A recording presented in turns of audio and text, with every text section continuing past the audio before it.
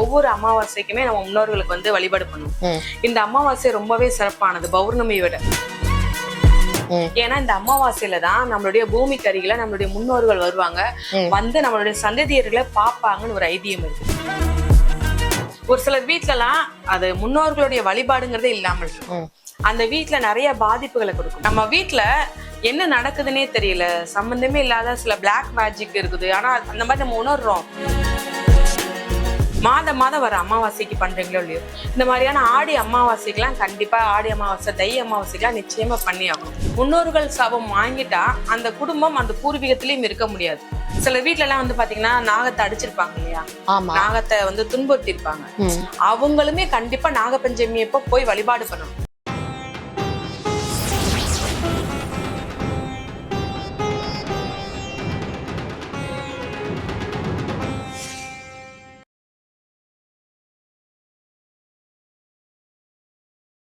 ஆடி அமாவாசைக்கு நமக்கே தெரியும், ரொம்ப விசேஷம். முன்னோர்களுக்கான ஒரு ஒதுக்கப்பட்ட ஒரு நாளும் நம்ம பாக்குறோம்.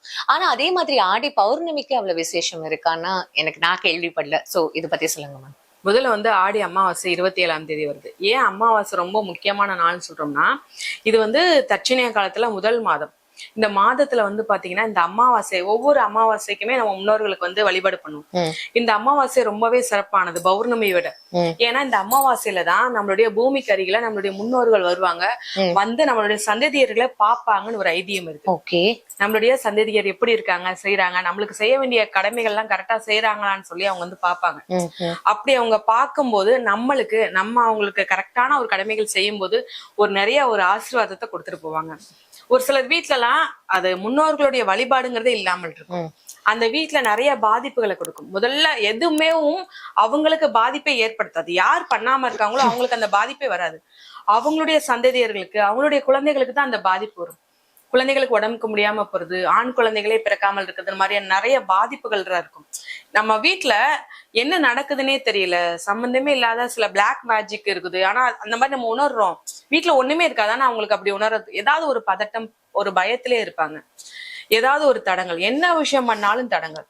இந்த மாதிரியான என்ன நடக்குதுன்னே தெரியலன்னு சொல்லி கேட்கறவங்கள்ட்ட ஃபர்ஸ்ட் சொல்றது, முன்னோர்கள் வழிபாடு நீங்க பண்ணுவீங்களா பண்ண மாட்டீங்களான்னா. மாதம் வர அமாவாசைக்கு பண்றீங்களோ இல்லையோ, இந்த மாதிரியான ஆடி அமாவாசைக்கெல்லாம் கண்டிப்பா ஆடி அமாவாசை தை அமாவாசைக்கெல்லாம் நிச்சயமா பண்ணி ஆகணும். போய் முன்னோர்களுக்கான அந்த மரியாதையை செலுத்தி ஆகணும் கண்டிப்பா. ஏன்னா அது செலுத்தாத பட்சத்துல நம்மளுக்கு ஒவ்வொரு மாசமும் கொடுக்கற ஒரு அவங்களுக்கு கடமையை விட இந்த மாசம் நம்ம ஆடி அமாவாசை தை அமாவாசை எல்லாம் கொடுத்துறோம்னு வச்சுக்கோங்களேன், இந்த ஒரு நாள் கொடுக்கறது அவங்களுக்கு ஒரு வருட சாப்பாடுக்கு அர்த்தம். நம்மளுடைய முன்னோர்களுக்கு ஒரு வருட சாப்பாடு. அப்படி இருக்கும்போது இப்ப நம்மளுடைய வயிறு நிறைஞ்சிருச்சு அப்படின்னாதான் நம்ம நிம்மதியா இருப்போம். இல்ல அப்படின்னா நம்மளுக்கு யார் சாப்பாடு லேட்டா தராங்களோ அவங்கள சபிப்போமா இல்லையா, பாரு இவ்வளவு நேரம் ஆச்சு சாப்பாடு கொடுக்குறான் இல்லையா, நிலை நீ என்ன அப்படி மாதிரி ஏதாவது ஒரு வார்த்தை சொல்லும் இல்லையா. மனசு கஷ்டப்பட்டு மனசு கஷ்டப்பட்டு அது முன்னோர்கள் கஷ்டப்பட்டு நம்மள சபிக்கிற மாதிரியான ஒரு சூழல் ஏற்படும். முன்னோர்கள் சாபம் வாங்கிட்டா அந்த குடும்பம் அந்த பூர்வீகத்திலயும் இருக்க முடியாது. அந்த குடும்பம் ஒரு நிலையான இடத்துல இருக்க முடியாது, நிலையான வருமானம் வராது. குடும்பத்தோட தலைவருக்கு உண்டான பிரச்சனைகள், உடல் உபாதைகள், ஏதாவது ஒரு பிரச்சனை, ஏதாவது ஒரு இஷ்யூல சிக்கிக்கிடுவாங்க. இந்த மாதிரியான நிறைய விஷயங்கள் முன்னோர்கள் சாபத்தால் நடக்கும். நம்ம சொல்லலாம் நம்மளுடைய முன்னோர்கள் தானே, நம்ம தாத்தா நம்ம பாட்டன் தானே, நம்மள என்ன சாபிக்க போறாரு, நம்மளுக்கு என்ன செய்ய போறாருன்னா அந்த ஆன்மா அங்க போய் அலையும் போது நம்ம இங்க இருக்கிறது வேற, சரிங்களா, அந்த உலகத்துல அவங்க இருக்கிறது வேற. அவங்களுக்கு ஒவ்வொரு அமாவாசைக்கு தான் ஒவ்வொரு உறுப்புமே அங்க அவங்களுக்கு நம்ம குழந்தைகள் பிறப்பு எப்படி வரும், ஒவ்வொரு மாதத்துக்கு கை கால் முளைக்குது இல்லையா, அதே மாதிரிதான் அங்க ஒவ்வொரு மாதத்துக்கும் அவங்களுக்கு ஒரு சின்ன உருவமா அங்க வருவாங்க. அப்படி இருக்கிறவங்களுக்கு அது கரெக்டான சாப்பாடு. இங்க அம்மா சாப்பிட்டா தானே தன்னுடைய வயிற்றுல ஒரு குழந்தைகளுக்கு போகுது. அதே மாதிரி நம்மளுடைய முன்னோர்களுக்கு நம்ம ஏதாவது ஒரு அமாவாசை தினங்கள்ல நம்ம ஏதாவது அவங்களுக்கு படைக்கணும். படைத்தாதான் அந்த சாப்பாடு அவங்களுக்கு போகும். இல்லன்னா அவர் என்ன பண்ணுவாருன்னா, அவ கூட்டிட்டு போறவர் என்ன பண்ணுவாரு, பாத்தியா உன் வீட்டுல இருந்து உனக்கு சாப்பாடும் கொடுக்கல ஒண்ணும் கொடுக்கல, நீ ஓய்வே எடுக்க கூடாது, இன்னும் கொஞ்சம் நீ நடன்னு சொல்லி கூட கொஞ்சம் அவங்களை கஷ்டப்படுத்துவாங்க நம்மளுடைய முன்னோர்களை. அதெல்லாம் நம்மளதான் வந்து அது வந்து இது சம்பந்தப்பட்ட புக்கே இருக்குது. அதுக்குன்னே தனி அந்த புக்கெல்லாம் ஒரு குறிப்பிட்ட ஒரு 4 பக்கத்துக்கு மேல படிக்க முடியாது, நம்மளுக்கு அழுக வந்துடும். அழுக வரதையும் தாண்டி நமக்கு பயம் வந்துடாதா? பயம், அதாவது நம்மளுடைய முன்னோர்கள் இவ்வளவு கஷ்டப்படுறாங்க அப்படின்னா நம்மளுக்கு இதுக்கப்புறமா இவ்வளவு பெரிய உலகம் இருக்குதா அப்படின்னு அதுக்கப்புறம் தான் தெரிய வரும். நம்மளுடைய கஷ்டப்படுறாங்களே, அது தெரிஞ்சவங்க யாருமேவும் அந்த கடமையை தவறாம செய்யாம இருக்க மாட்டாங்க, செஞ்சிருவாங்க. அதனாலதான் சொல்றேன் அந்த பாதிப்பு எல்லாம் வரக்கூடாது. ஏன்னா நம்ம இருக்கிற வரைக்கும் ஒரு ராஜா மாதிரி பாத்துட்டோம். ஒருத்தவங்கள நம்ம வீட்டுல ஒவ்வொருத்தருமே அப்படித்தானே, அவங்க போனதுக்கு அப்புறமும் அதுக்குண்டான கடமையை கரெக்டா செய்யணும். இல்லைன்னா அவங்களுடைய நிலைமை ரொம்ப கஷ்டமா இருக்கும். சோ அந்த ஒரு நேரம் அந்த அமாவாசை எப்ப மட்டும் அவங்களுக்கு செய்யக்கூடிய கடமையை செஞ்சுட்டாங்கன்னா அது அவங்களுக்கு ஒரு வருஷம் சாப்பாடு. நல்லபடியா நல்ல வாழ்த்துட்டு போயிருவாங்க. நம்மளுடைய குழந்தைகளுக்கு தான் அதுக்கப்புறம் ஒரு எந்த நல்ல ஒரு வாழ்க்கையும் அவங்களுக்கும் சந்ததிகள் நல்லபடியா நல்லபடியா வளரும், நல்லா இருப்பாங்கன்னா அந்த ஆடி அமாவாசை கண்டிப்பா பண்ணணும். ஏன்னா இதுல பெரிய விஷயமே கிடையாது, பெரிய செலவும் கிடையாது. ஒவ்வொரு ஊர்லயுமே ஆற்றங்கரை ஓரமா இருப்பாங்க, செய்வாங்க, சிவன் கோயில்ல செய்வாங்க.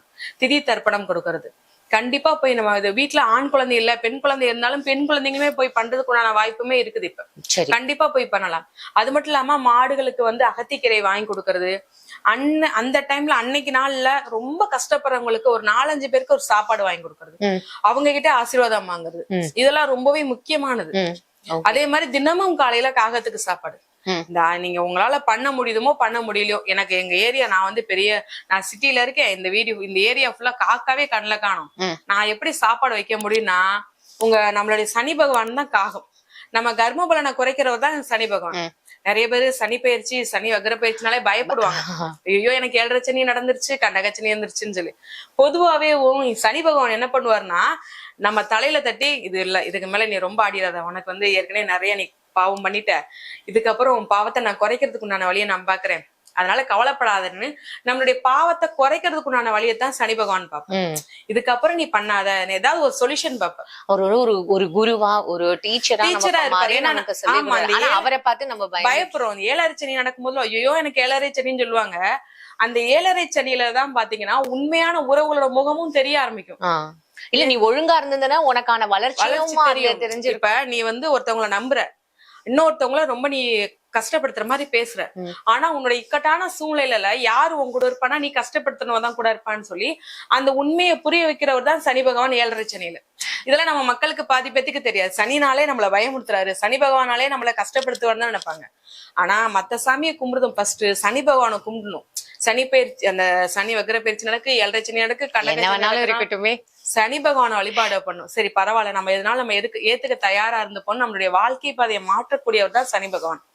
அப்பேற்பட்ட சனி பகவானுடைய நம்ம காகத்தை சொல்லுவோம். சோ தினமும் காலையில காகத்துக்கு சாப்பாடு வைக்கணும். அந்த காகத்துக்கு வருதா இல்லையோ, நீங்க 1 வாரம் 10 நாள் வச்சு பாருங்களேன், ஆட்டோமேட்டிக்கா எங்க இருந்தனாலும் காகம் வந்தாகணும். காகம் வந்துரும். நீங்க தினமும் காலையில அதுக்கு சாப்பாடு தான் வைக்கணும்னா கண்டிப்பா கிடையாது. வீட்டுல என்ன ஸ்நாக்ஸ் இருக்கோ நீங்க எடுத்து வைக்கலாம். அதை தொடர்ச்சியா வைக்க உங்களுக்கேவும் சில ஆச்சரியங்களை கொடுக்கும். உங்க முன்னோர்களே நம்ம வீட்டுக்கு சாப்பிடுற மாதிரியான ஒரு விஷயங்கள்லாம் நிறைய உங்களுக்கே தெரிய ஆரம்பிக்கும். நமக்கே நல்ல விஷயங்கள் நம்ம உணர ஆரம்பிக்க முடியும். சோ இந்த சர்வ அமாவாசைங்கிறது எல்லா விதத்திலயுமே ரொம்ப முக்கியமான நாள். அதனாலதான் பௌர்ணமியில நம்ம நார்மலா கோயில்ல போய் வழிபாடு பண்ணுவோம். நார்மலான வழிபாடு பௌர்ணமியில ரொம்ப பெரிய விஷயமாவோ பௌர்ணமி இந்த மாசம் எடுத்துக்க மாட்டாங்க. ஆனா அமாவாசைங்கிறது ரொம்ப ரொம்ப முக்கியமான அமாவாசை. Okay fine. உண்மையாவே ஆடி அமாவாசைக்கு இவ்வளவு சிறப்புகள் இருக்குன்றத இப்ப தெரிஞ்சுக்கிட்டோம் மேம். இப்ப ஆடி கிருத்திகை பாத்தீங்கன்னா ஏன் சிறப்புன்னா, நம்மளுடைய முருகப்பெருமானுடைய நாள். அவர் அவதரித்த நாள். அப்படிப்பட்ட அவர் நிறைய அதாவது கார்த்திகை பெண்கள்கிட்ட தானே வளர்ந்தாரு. அப்படிப்பட்ட கார்த்திகை பெண்கள் சில வரம் கேட்டப்போ அந்த வரம் எல்லாம் நிறைய கொடுத்தாரு. அதாவது மனதிற்கு பிடித்த மணாலான்னு சொல்லி நிறைய மாதிரி வரம் கொடுத்தாரு. அந்த வரத்துக்கு உண்டான இந்த நாள்ல அந்த இளம்பெண்கள் எல்லாம் வரம் அந்த கோவில போய் வழிபாடு பண்ணாங்கன்னா அந்த வரம் இவங்களுக்கு கிடைக்குங்கிறது ஒரு ஐதீகம். பால் எடுப்பாங்க, பால் குடம் எடுப்பாங்க, பன்னீர் காவடி எடுப்பாங்க, இந்த மாதிரியான நிறைய விஷயங்கள் எடுப்பாங்க. அழுகு குத்திக்கிடுவாங்க, நிறைய விஷயங்கள் பண்ணுவாங்க. தன்னுடைய குழந்தை குடம்குள்ளேனா அந்த தொட்டில குழந்தைகளை 2 பக்கமும், அதாவது ஒரு கரும்போ இல்ல ஏதாவது ஒரு தொட்டில குழந்தைகளை தூக்கிட்டு போறதுன்னு சொல்லி நிறைய விஷயம் எடுப்பாங்க. இது எல்லாமே அவங்க ஒரு வேண்டுதலுக்கு பண்ணி அந்த வேண்டுதல் நடந்ததுக்காக பண்ணுவாங்க. முக்கியமா திருமணம் ஆகாத பெண்களுக்கு ரொம்ப சிறப்பான மதமா இருக்கும் ஆடி கிருத்திகை. விரதம் இருந்து அந்த விரதம் இருந்து பண்ணாலே போதும். நல்ல அவங்களுக்கு பிடித்த மணாலன் கிடைக்கக்கூடிய வாய்ப்பு இந்த ஆடி கிருத்திகை எப்ப இருக்கு. உண்மையே ஆடி பூரமும் ஆடி கிருத்திகையும் கல்யாணமாகாத பெண்கள் இதை யூட்டிலைஸ் பண்ணிக்கிட்டா இன்னும் சிறப்பானதா இருக்கும். நாகபஞ்சமி, இந்த மாதத்துல வர அந்த நாகபஞ்சமிக்கு இன்னும் விசேஷம்னு சொல்லப்படுது. அது என்ன மாதிரியான ஒரு தோஷங்கள் எல்லாம் நிவர்த்தி பண்ணுமா? மகாபாரதத்துல ஜனஜெயன்னு சொல்லி ஒருத்தர், அவர் தான் அந்த நாகத்தை வச்சு யாகம் நடத்துறாரு. அந்த யாகத்துல இருந்துதான் நாகங்கள் தப்பிச்சு வந்துருச்சு. அந்த தப்பிச்சு வந்ததுதான் நாகபஞ்சமின்னு சொல்லுவோம். அப்படி அந்த நாகங்கள் தப்பிச்சு வந்த நாகபஞ்சமினா இது எதுக்கு மெயினா நம்ம சொல்லுவோம் அப்படின்னா, ராகு கேது தோஷம் இருக்கிறவங்க, ராகுல ராகு தசை நடக்குது, இப்ப உங்க ஜாதகத்திலே வந்து பாத்தீங்கன்னா ராகு தசை நடக்குது, ராகு புத்தி நடக்குதுன்னா சரி நம்மளால என்ன சொன்னாலும் கேட்க மாட்டாங்க. பிடிவாதம் பிடிக்கிறது, ஒரு குழப்பம், ஒரு தடுமாற்றம். ஒருத்தர் உங்க வீட்டுல ரொம்ப ஆட்டம் போடுறாங்களா, பிடிவாதமா இருக்காங்களா, சொல்ற பேச்சே கேட்கலையா, அவங்க ஜாதகத்தை எடுத்து போய் பாத்தீங்கன்னா கண்டிப்பா ஒண்ணு அவங்களுக்கு ராகு தசையா இருக்கணும், இல்லைன்னா ராகு புத்தியா இருக்கணும். இப்படி இருந்தாலே அவங்க சொல் பேச்சை கேட்க மாட்டாங்க. இந்த டைம்ல அவங்க கரெக்டா இருந்தாங்கன்னா எந்த வித பிரச்சனையும் கிடையாது. ஏன்னா என்னதான் பிடிவாதம் இருந்தாலும் தவறான வழக்கங்களுக்கு போகாம இருந்தாங்கன்னா தப்பிச்சாங்க. இல்லைன்னா அனைத்து வகை கெட்ட பழக்கங்களும் கத்துக்குருவாங்க இந்த காலகட்டத்துல. ஏன்னா இந்த ராகு என்ன பண்ணுவாரு அப்படின்னா எல்லாத்தையும் குழப்பி விட்டுருவாரு, ஆசையை தூண்டி விட்டுருவாரு, ஆடை ஆபரணத்தை அதாவது பேராசை அதிகப்படுத்துவாரு. ரொம்ப முக்கியமான விஷயமா ஒருத்தர் நல்ல பேர்ல நம்ம இருப்போம், இந்த ராகு தசை ராகு பத்தி முடியக்குள்ளயும் யார் யார்ட்டெல்லாம் நல்ல பேர் இருந்தோமோ அவங்ககிட்ட எல்லாம் கெட்ட பேர் ஆயிரும். மெயினான விஷயம் அவமானத்தை கொடுக்கிற ஒரு நீ எந்த இடத்துல நல்ல பிள்ளையாவே இரே, எவ்வேறுபட்ட நல்ல பிள்ளையா இருக்கட்டும், ஒழுக்கத்துல சிறந்த பொண்ணுப்பா, சிறந்த பையன்பா, இந்த ராகு தசை முடியக்குள்ளயும் எல்லாத்தையும் மாத்தி விட்டுருவாரு. நம்மளுக்கே ஷாக்கா இருக்கும், என்னப்பா அந்த பொண்ணு நல்ல பொண்ணா இருக்கேன். எவ்வளவு நீங்க சுவாமி பக்தியா இருந்தாலும் எவ்வளவு இருந்தாலும் சரி, நம்ம ராகு பகவான் வந்துட்டாரேவும் என்ன பண்ணுவாங்கன்னா கொஞ்சம் ஒதுங்கி போயிருவாங்க. ஒரு இயற்கை சூப்பரா இருக்கிற குரு பகவானேவும் அவருடைய நல்ல பலன்களை கம்மியா தான் நம்மளுக்கு கொடுக்க முடியும். இந்த ராகு இருந்தாலேவும் அந்த அளவுக்கு எஃபெக்டா இருக்கும். இந்த குரு பகவானுடைய இப்ப குருதசை நடக்குது, ராகு புத்தி நடக்குதுன்னு நினைச்சுக்கோங்களேன். அப்படி இருந்தாலுமேவும் குரு பகவானுடைய பார்வை ஏதாவது இருந்தாலுமேவும் நம்மளுக்கு ஒரு 40% தான் காப்பாத்துவாரு. 60% ராகுபவனுடைய பார்வை, ராகுபவனுடைய தாக்கம் தான் நம்மளுக்கு இருக்கும். ஓகே, இப்ப உண்மையாவே இது வந்து நமக்கு கொஞ்சம் உஷாரா இருக்க வேண்டிய, கவனத்துக்கு எடுத்துக்க வேண்டிய ஒரு விஷயமா தான் பார்க்கப்படுது. அப்ப இந்த நாகபஞ்சமிக்கு, இந்த நாகபஞ்சமி தான் நம்ம ராகு பகவான் அவங்கதான் என்ன பண்ணணும் மேம். அதாவது முதல்ல வந்து என்னன்னா இந்த நாகபஞ்சமியோட இது இன்னொரு விஷயம் என்ன இருக்கு அப்படின்னா, அந்த ராகு தோஷம் இருக்கிறவங்க நாகபஞ்சமி அப்ப மஞ்சள் வாங்கிட்டு போகணும், பால் வாங்கி இந்த புற்றுக்கு ஊத்தணும், சரி, மஞ்சள் கிழங்கு வச்சு வழிபாடு பண்றது. இது நார்மலா ராகு தோஷம் ராகு தாக்கம் இருக்கிறவங்க மட்டும் பண்ண மாட்டது பார்த்தாது. சில வீட்டுல எல்லாம் வந்து பாத்தீங்கன்னா நாகத்தை அடிச்சிருப்பாங்க இல்லையா, நாகத்தை வந்து துன்புறுத்தி இருப்பாங்க, அவங்களுமே கண்டிப்பா நாகபஞ்சமி அப்ப போய் வழிபாடு பண்ணணும். ஓகே, அந்த தோஷம்லாம் பெரிய தோஷம். நாகதோஷம் நம்ம நார்மலா ஒண்ணு சொல்றோம் இல்லையா, அது இந்த ராகுவோட தோஷம் இருக்கிறவங்களுக்கு தான் நாகதோஷமும் வரும். ஓகே, அவங்க இந்த வீட்டுல பாம்பு அடிச்சிருப்பாங்க, தெரியாம நாகத்தை அடிச்சாலும் இல்ல தெரிஞ்சுமே நாகத்தை அடிச்சாலும் இந்த தோஷங்கள் அவங்களை வந்து அஃபெக்ட் பண்ணுமா? கண்டிப்பா. ஏன்னா நாகம் வந்து யார் சொல்லணும்னா ராகு பகவானை தான் சொல்லுவோம். அப்படி இருக்கும்போது நம்ம தெரியாம அடிச்சாலும் சரி, தெரிஞ்சு அடிச்சாலும் சரி, துன்புறுத்தினாலும் சரி, கண்டிப்பா அந்த நாகதோஷம் அவங்க வீட்டுல இருக்குதுன்னு அர்த்தம். இன்னொன்னு, நாகம் வீட்டுக்குள்ள வந்தாலுமே அந்த பாதிப்பு இருக்கும். ஒரு நார்மலான விஷமில்லாத நாகம் வந்தா ஒன்றும் பிரச்சனை கிடையாது. இல்ல கரெக்டா திருமணம் ஏதாவது நிச்சயமாக வந்துருச்சுன்னு நினைச்சுக்கோங்களேன், அந்த நிச்சயமானதுக்கு அப்புறமும் இல்ல ஏதாவது ஒரு புதுசா ஒரு தொழில் தொடங்கினதுக்கு அப்புறமும் ஒரு நாகம் வீட்டுக்குள்ள வந்துருச்சு, நல்ல விஷமுள்ள நாகம் வந்துருச்சு அப்படின்னா கண்டிப்பா அதை நீங்க மறுபரிசீலனை செய்யறது ரொம்ப நல்லது. யோசிக்கணும். அது நமக்கு ஏதாவது இண்டிகேஷன் காட்டுறதுக்காக கூட இருக்கலாம். இப்ப திருமணம் நிச்சயமாக போது, திருமணம் பார்த்தாச்சு, இந்த முடிவு பண்ணிட்டாங்க, நிச்சயமானதுக்கு அப்புறமும் சரி, இல்லைன்னா பார்த்து உறுதி பண்ணதுக்கு அப்புறமும் சரி, இப்படி நாகம் வந்துருச்சு அப்படின்னா நம்ம சரியா அந்த பொண்ணோட வீட்லயோ இல்ல மாப்பிள்ளையோட வீட்டோ கரெக்ட் தானே நம்ம விசாரிச்சோமா அப்படிங்கிற ஒரு தடவை பாக்குறது நல்லது. கடவுள் நமக்கு வந்து ஒரு சமிஞ்சை, அந்த மாதிரியான ஒரு விஷயம். அதனால கொஞ்சம் எச்சரிக்கை கொடுக்கறதுக்கும் இருக்கலாம். சரி, என்ன மாதிரியான இந்த நாகபஞ்சமி அன்னைக்கு இந்த நிவர்த்திகள் பண்ணா இதெல்லாம் சரியாகும்? முதல்ல வந்து பாத்தீங்கன்னா புற்றுகளுக்கு பால் ஊத்துறது செய்யறது. ரெண்டாவது வந்து மஞ்சள், மேக்சிமம் முக்கியமா அந்த மஞ்சள் தான் ராகு பகவானதுல ரொம்பவே முக்கியமானது. மஞ்சள் வச்சு வழிபாடு பண்றது, கோயில்களுக்கு வர்றவங்களுக்கு மஞ்சள் குங்குமம் கொடுக்கறது, பூக்கள் கொடுக்கறது, சரி, இந்த மாதிரி பண்ணா அந்த பாதிப்பு குறையும். மெயினா வந்து பாத்தீங்கன்னா அந்த ராகு பகவானுடைய கோவில், அதாவது ராகு கேது இருக்கிற கோயில், இந்த மாதிரி நேரத்துல கரெக்டா ராகு வேலையில போகணும். பொதுவான வேலையில போகிறத விட ராகு வேலையில போனா ரொம்ப சிறப்பானது. 4-6 அந்த மாதிரி டைம் தான் போய் வழிபாடு பண்ணிட்டு வந்தாலே அந்த பாதிப்பு கொஞ்சம் கொஞ்சமா குறையும். நம்ம எடுத்தோடனேவும் மத்த பரிகாரத்தை மத்த தோஷத்தை விட இது வந்து உடனே நம்மளுக்கு கை கொடுக்குமான்னு கேட்டா கொஞ்சம் கேள்விதான். கொஞ்சம் கொஞ்சமா தான் அதோடைய பாதிப்பு குறையும், தாக்கம் குறையும். இது வந்து நம்ம என்ன ஒரு தோஷமா இருந்தாலும் சரி, இத்தனை நாள் இந்த பரிகாரம் பண்ணுப்பா, உனக்கு கண்டிப்பா இந்த நாளுக்குள்ள முடிஞ்சிடலாம்ல நம்ம உறுதி சொல்ல முடியாது. ஆனா ராகு கேதுவோட தோஷம், ராகு பகவானுடைய தோஷத்துல கண்டிப்பா உறுதி கொடுக்க முடியாது, தாக்கம் குறையும் என நம்ம சொல்லலாம். இப்ப நிறைய பாதிப்பு வருது, அந்த பாதிப்பு குறையத்தான் உன்னால முடியும்பா. அதோட பாதிப்பு ஸ்ட்ராங்கா, அதோட பாதிப்பு உங்ககிட்ட வர்றதுக்கு முன்னாடி நீ ஸ்ட்ராங் ஆயிடுவ. சமாளிச்சிருவேன். இப்படிங்கிற ஒரு விஷயத்தை தான் நம்ம பெரிய கல்லு பட்டா சின்ன கல்லு பட்டா அந்த மாதிரி. இல்ல அப்படின்னா பெரிய கல் விழுக போகுது, அதுக்கேத்த மாதிரி கால்ல நீ பெரிய ஸ்லிப்பர் போட்டிருக்க, எல்லாம் ஏதாவது முன்னாடி சின்ன தடங்களுக்கு சின்ன காயம் தான் உனக்கு வருது அப்படிங்கிற ஒரு விஷயத்தை தான் நம்ம சொல்ல முடியும் இல்லையா. மொத்தமா சரியாகுங்கிற விஷயம் நம்ம கண்டிப்பா ராகு வச்சு சொல்லவே முடியாது. ஓகே மேம், இந்த கனவுல வந்து பாம்பு வந்து கடிக்கிற மாதிரி ஒரு கனவு, நல்ல பாம்பு தான், அது ஒண்ணும் இந்த இது இல்ல, அது கடிக்கிற மாதிரி இருக்கு அப்படின்ற மாதிரி சொல்லப்படுது. முடிச்ச உடனே நான் வந்துட்டு அம்மனோட அந்த ரெட் புடவை கட்டிட்டு வெளில போற மாதிரி எனக்கு கனவெல்லாம் வருது, கோவிலுக்கு போற மாதிரி எல்லாம் கனவு வருது அப்படின்லாம் இருக்கலாம். இதெல்லாம் நல்ல சகுனமா மேம்?